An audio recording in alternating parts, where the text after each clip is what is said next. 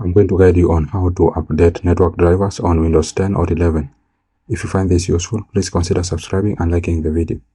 Now, in order to update your network drivers, you will go to your taskbar at the bottom, then click on search, then search for control panel. Then open control panel. Then you will go view by, click on it, then click on large icons.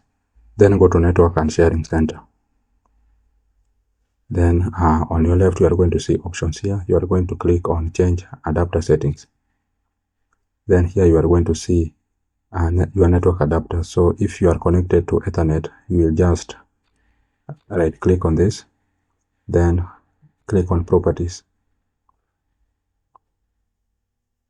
Then you will be able to see the name of your network driver here. This is the name of your Ethernet network driver.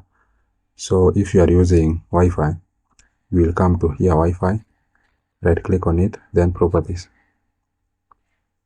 Then this is the name of your network adapter. So ensure that you have known this name because we are going to use it to update our network driver. Now after you have known that, you will now go to your taskbar, then right click on your Windows icon. Then go to device manager.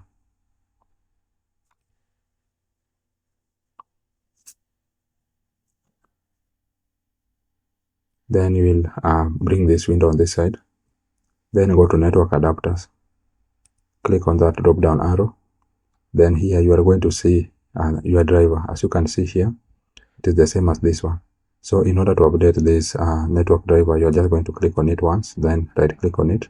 Then you are going to select update driver. Then search automatic for drivers. Then as you can see, mine it is up to date. So for my network adapter driver, it is already up to date. So you can just update yours. And that's it, guys. That's how you can update your network drivers in Windows 11. Thank you guys for watching and hope to see you in the next one.